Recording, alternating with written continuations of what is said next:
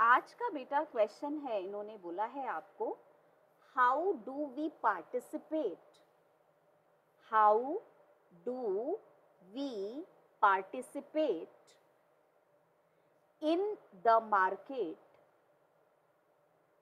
as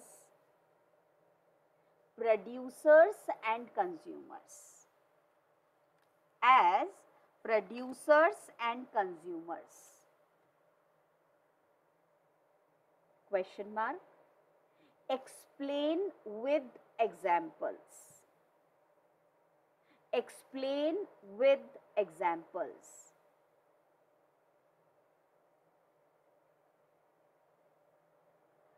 थोड़ा सा different question दिया है बेटा इन्होंने, थोड़ा सा डिफरेंट दिया है। तो हमारा क्वेश्चन है, how do we participate in the market as producers and consumers, explain with examples. तो हम प्रोड्यूसर जब हैं तब भी लिखेंगे आंसर एग्जाम्पल, और जब हम कंज्यूमर बन गए हैं तब भी हम लिखेंगे एग्जाम्पल। तो बेटा जब हम प्रोड्यूसर होते हैं तो प्रोड्यूसर का मतलब हम चीजों को प्रोड्यूस कर रहे हैं, हम सर्विसेज को सप्लाई कर रहे हैं, तब हम प्रोड्यूसर हो गए। जब हम अपनी सर्विसेज को सप्लाई कर रहे हैं तो हम सप्लायर हो गए। और बेटा कंज्यूमर हम तब हो गए जब हम चीजों को परचेज कर रहे हैं, जब हम चीजों को कंज्यूम कर रहे हैं। और यूजुअली ऐसा होता है कि जब हम कंज्यूमर होते हैं तो हम डिससेटिस्फाइड रहते हैं, हम शिकायत करते हैं कि हमें इस क्वालिटी की चीज नहीं मिली, ऐसे नहीं मिली, वैसे नहीं मिली, और इसका हम एग्जाम्पल भी देते हैं। तो बेटा अब आप जो आंसर लिखोगे, एज अ प्रोड्यूसर आपका रोल क्या होता है, एज अ कंज्यूमर आपका क्या रोल होता है, और सोसाइटी में रहने वाला, इकोनॉमी में रहने वाला हर आदमी दोनों रोल प्ले करता है। प्रोड्यूसर का भी रोल प्ले करेगा और कंज्यूमर का भी रोल प्ले करेगा। तो बेटा इस आंसर को लिखने के लिए, जो कि क्वेश्चन था, how do we participate in the market as producers and consumers, question mark, explain with examples, answer लिखो इसका। और आंसर में पहले आप एक लाइन लिखो, we participate in the market, we participate in the market both as producers and consumers, both as producers and consumers। ठीक है, फुल स्टॉप लगाओ। और अब बेटा फुल स्टॉप लगा के नेक्स्ट लाइन में लिखो नंबर 1, और नंबर 1 के आगे लिखो एज प्रोड्यूसर्स, ए कैपिटल लिखना, एज प्रोड्यूसर्स। और बेटा एज प्रोड्यूसर्स को अंडरलाइन कर, एज प्रोड्यूसर्स को अंडरलाइन कर, कॉमा लगाओ, और फिर उसके बाद आराम से समझो और लिखो, प्रोड्यूसर्स की तरह हम क्या काम करते हैं। एज प्रोड्यूसर्स लिखा, अंडरलाइन किया, कॉमा लगा के लिखा, we can be working, we can be working in any of the sectors, in any of the sectors like agriculture, comma, industry or services, और services। जब हम सप्लाई करते हैं, अपनी सर्विस देते हैं ना, उसको बोल रहे हैं। तो बेटा as producers, comma, we can be working in any of the sectors like agriculture, industry or services, full stop। next line में बेटा लिखो for example, next line में लिखो for example। तुम्हारा आंसर इतनी अच्छी तरीके से लिखा हुआ होना चाहिए ना, बिल्कुल क्लियर, तो पता चल जाए कि हमने सारा कुछ उसमें इंक्लूड किया है। एरो लगाओ, और एरो लगा के आगे लिखो, a farmer grows wheat, a farmer grows wheat, full stop। he sells it farmer producer हो गया ना, फिर आप लिख रहे हो फुल स्टॉप के बाद ही sells it and a man grinds it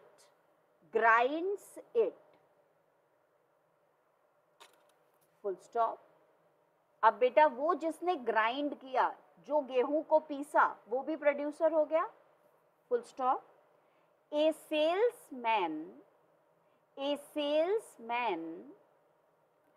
sells the wheat flour,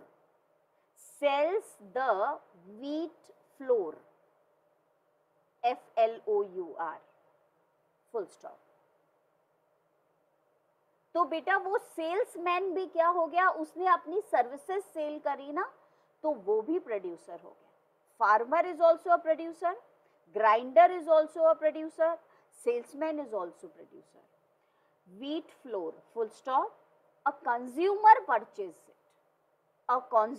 purchases it, और कंज्यूमर वो होगा जो इसको कंज्यूम करने के लिए बेटा खरीद रहा है। A consumer purchases it, full stop। ठीक है, अब एक लाइन छोड़ो, नंबर 2 लिखो, और नंबर 2 में आप लिखो एज कंज्यूमर्स, कॉमा लगाओ, एज कंज्यूमर्स को अंडरलाइन करो, एज कंज्यूमर्स, कॉमा, फिर लिखो we purchase goods and services that we need,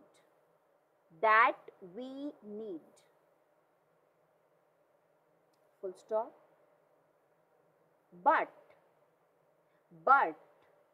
comma at times comma we find ourselves in a weak position।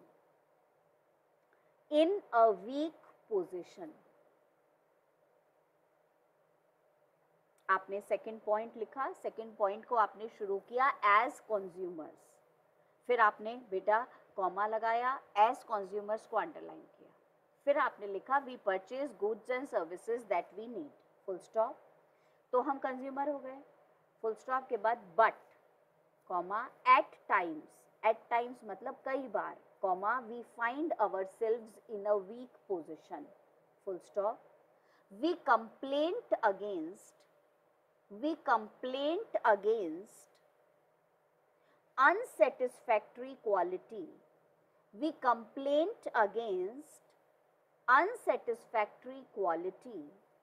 of goods and services produced.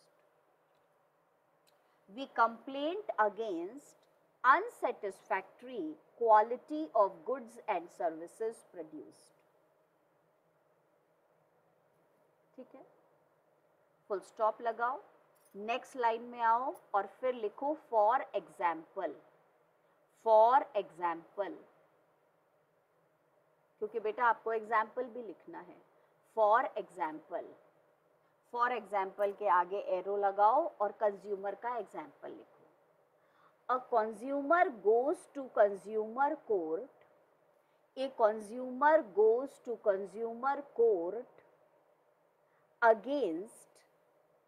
against misleading commercials,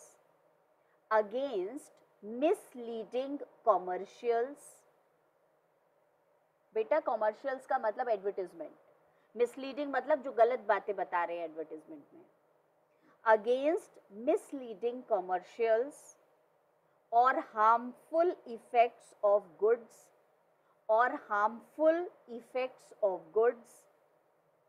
such as cigarettes,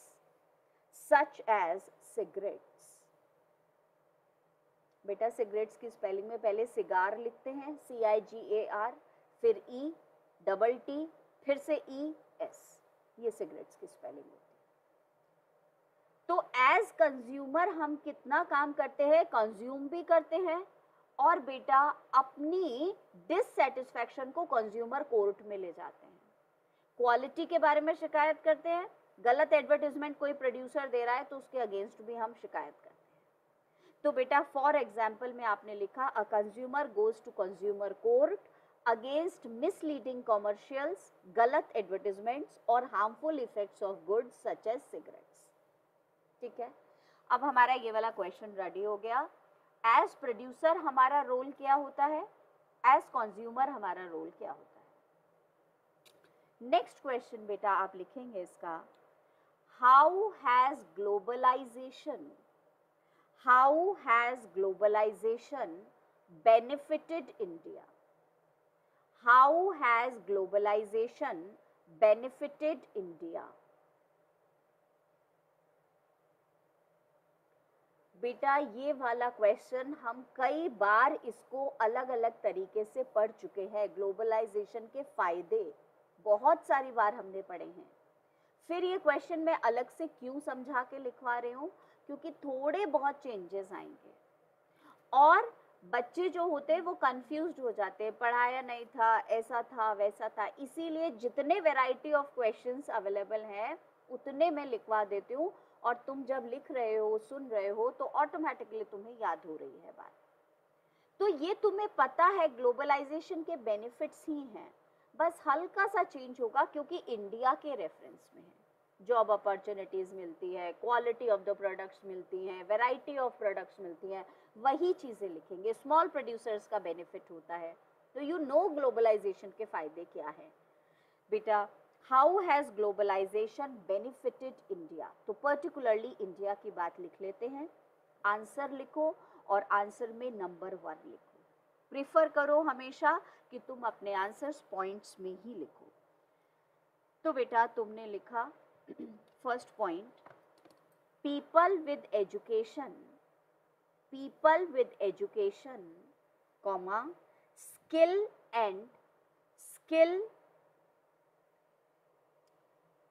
बेटा and नहीं, people with education and skill कर लो। People with education and skill have been benefited by globalisation. वो पढ़े लिखे बच्चे, वो बच्चे स्किल जिनके पास थी आईटी इंडस्ट्री में या किसी काम को करने में, उनको बहुत फायदा हुआ है ग्लोबलाइजेशन से। People with education and skill have been benefited by globalization. Second point, rich people, और क्या फायदा हुआ? Rich people enjoy improved quality at lower prices and enjoy a higher standard of living.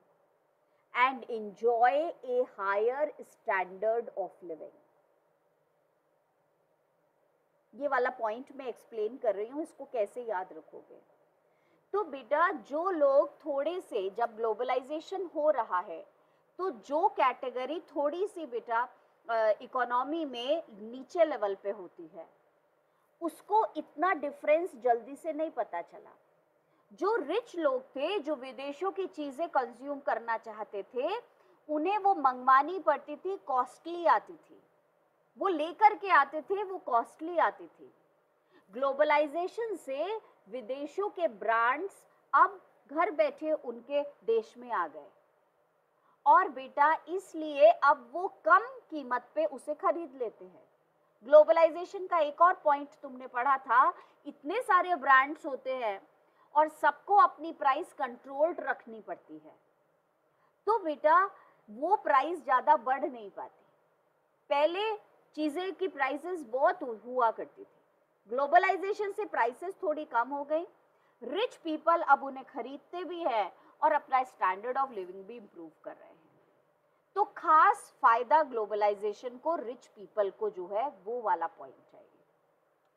धीरे धीरे तो बेटा अब तो सभी में आ रहे हैं, पर अभी भी अगर हम देखें तो बहुत ज्यादा बेटा मल्टीनेशनल कंपनी की चीजें नहीं खरीदते हैं कॉमन जो लोग होते हैं। Rich people enjoy improved quality at lower prices and enjoy a higher standard of living. Third point, और क्या फायदा हुआ इंडिया को? Third point, MNCs have increased, और ये पॉइंट तुम पहले भी पढ़ चुके हो. MNCs have increased their investments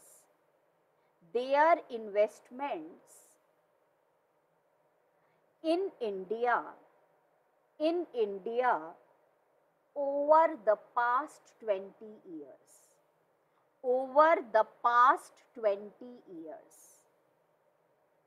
पिछले 20 सालों में MNCs ने बहुत पैसा लगाया है इंडिया में.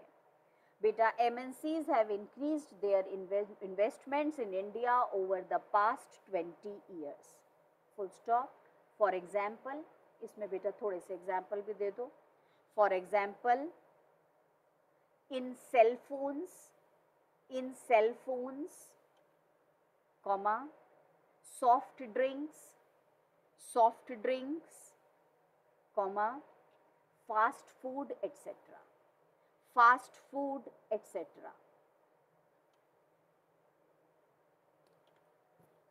ठीक है बेटा? Fast food etcetera. Fourth point लिखो. फोर्थ पॉइंट, बेटा आपको मालूम है, आप तो सबसे ज़्यादा ही यूज़ कर रहे होते हो. ये सब अभी पिछले ही कुछ सालों में आए हैं. डोमिनोज हो गया, और बेटा ये हो गया आपका मैकडोनल्ड्स हो गया, और तमाम सबवे हो गया. ये सब बाहर के ब्रांड्स फास्ट फूड के, ये इन्वेस्ट इंडिया में खूब किया है पिछले कुछ सालों में. अब बेटा आप लिखो fourth point, new jobs have been created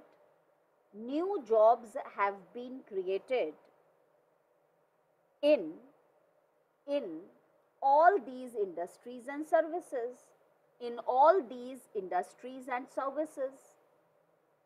MNCs ने इन्वेस्टमेंट किया, MNCs ने पैसा लगाया, और बेटा जब MNCs ने पैसा लगाया तो लोगों को नई नई जॉब मिली, क्योंकि पैसे से तो हर काम नहीं होता, लोग भी काम करने के लिए चाहिए थे, तो कितने सारी जॉब क्रिएट हो गई. New jobs have been created in all these industries and services. बेटा फिफ्थ पॉइंट, एक और फायदा लिखो जरा. टॉप इंडियन कंपनीज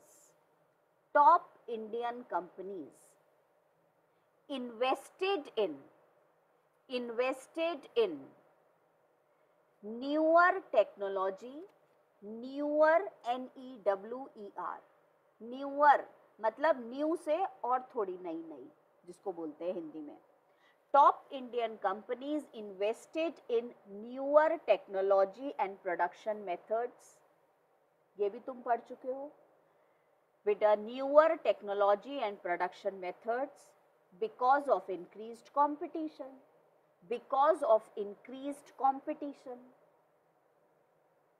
कंपटीशन को बेटा जब MNC से कंपटीशन हुआ तो इंडियन इंडस्ट्रीज को भी अपनी टेक्नोलॉजी और प्रोडक्शन मेथड्स बढ़ाने पड़े, अपनी क्वालिटी अच्छी करनी पड़ी. तो बेटा ये फायदा हुआ, उनको भी हुआ, हमें भी हुआ. Top Indian companies invested in newer technology and production methods because of increased competition. और बेटा लास्ट पॉइंट लिखो, some Indian companies have gained from, बेटा gained का मतलब have been benefited, फायदा मिला है कई इंडियन कंपनीज को, क्योंकि उन्होंने MNCs के साथ टाई अप कर लिया, कोलैबोरेशन कर लिया. ये पॉइंट भी हमने पढ़ा था. Some Indian companies have gained from successful collaboration with foreign companies. Some Indian companies have gained from successful collaborations with foreign companies.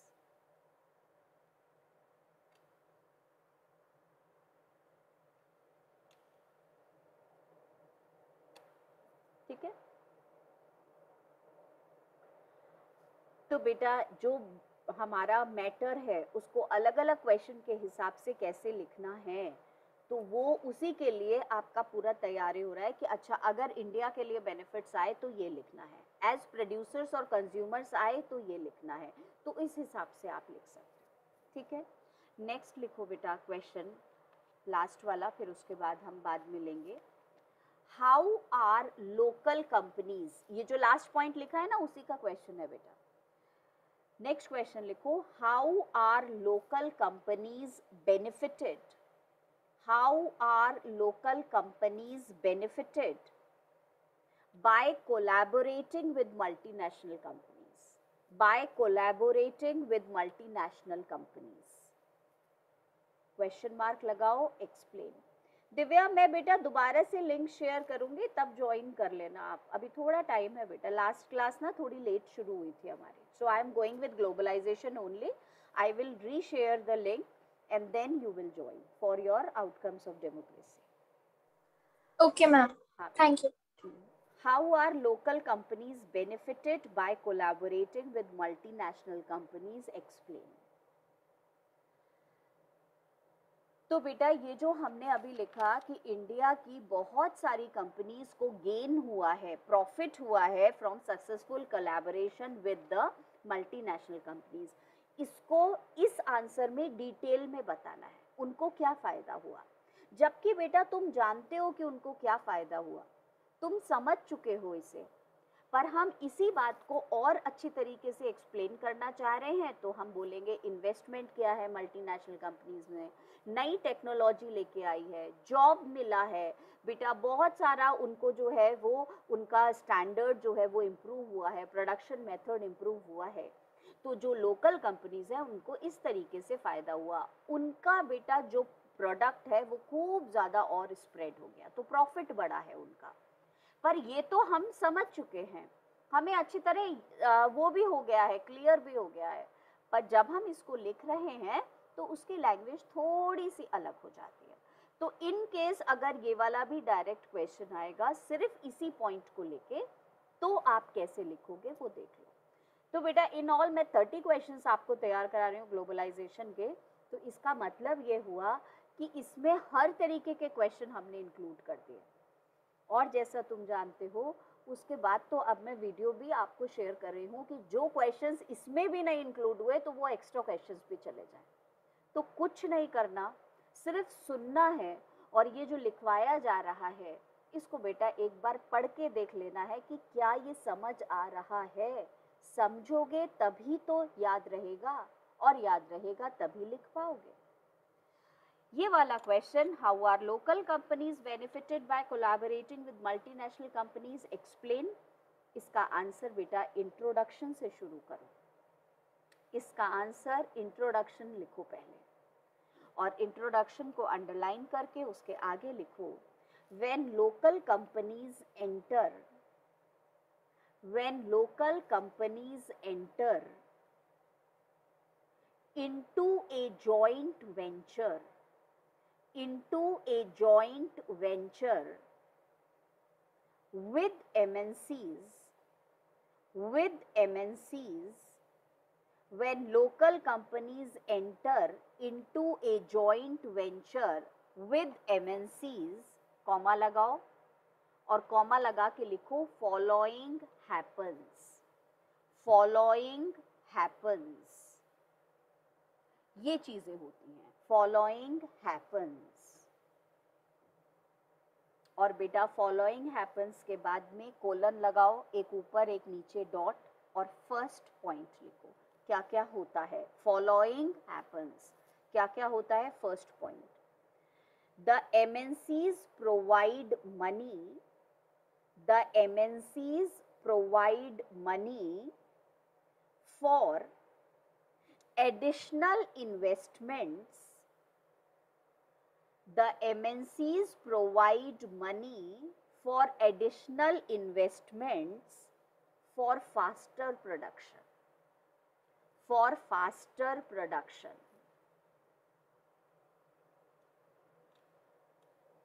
Production के लिए बेटा एक्स्ट्रा मनी दिया जाता है.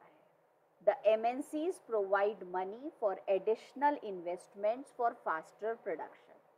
Second point, the MNCs bring with them, the MNCs bring with them the latest technology, the latest technology for improving production, for improving production.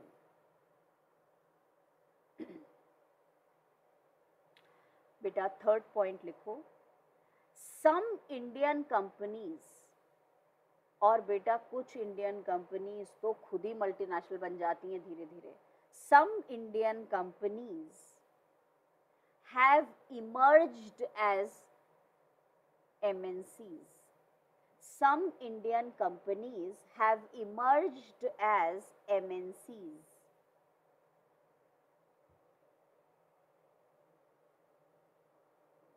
ठीक है, ये बेटा 4 फायदे हुए हैं। और इसके बाद एक लाइन छोड़ो और फिर लिखो एग्जाम्पल, और एक एग्जाम्पल हम क्लियर कर दें उनको कि कौन सी एक लोकल कंपनी थी जिसके बेटा कोलैबोरेशन मल्टीनेशनल से फायदा हुआ उसको।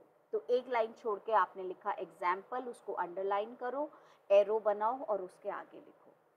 Parekh foods was a small company. Parekh PARAKH, Parekh Foods was a small company which has been brought over by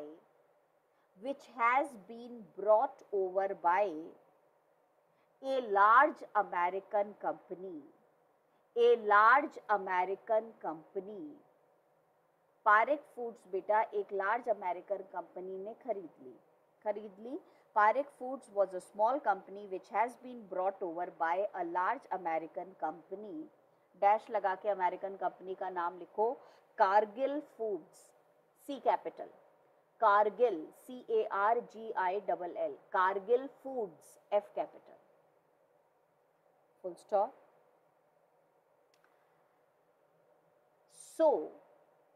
सो और बेटा इसकी वजह से it had built a large marketing network।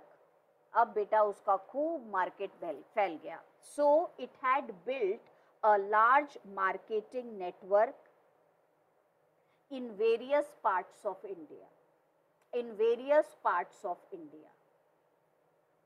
So it built a large marketing network in various parts of India. Full stop. बेटा फिर लिखो, it is a reputed brand. It is a reputed brand.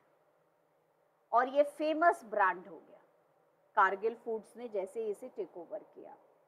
Full stop. The four oil refineries of Parekh Food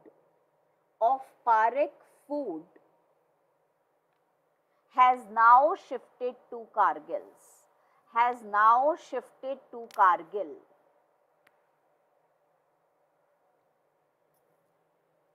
Full stop. Repeat कर। बेटा आपने बोला the 4 oil refineries of Parekh Foods has now shifted to Kargil. Full stop. और बेटा उसके बाद लिखो, Kargil is now the largest, C capital नाम है ना कंपनी का, CARGILL, Kargil is now the largest manufacturer of edible oil in India, EDIBLE, edible oil in India, making 5 million pouches daily. Making 5 million pouches daily.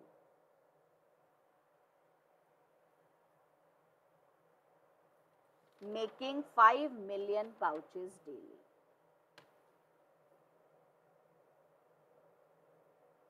Full stop. खत्म। बेटा इस chapter का एक last question बचा है जो कि भी बहुत इम्पोर्टेंट है, पर अभी नहीं करा रही हूँ उसको।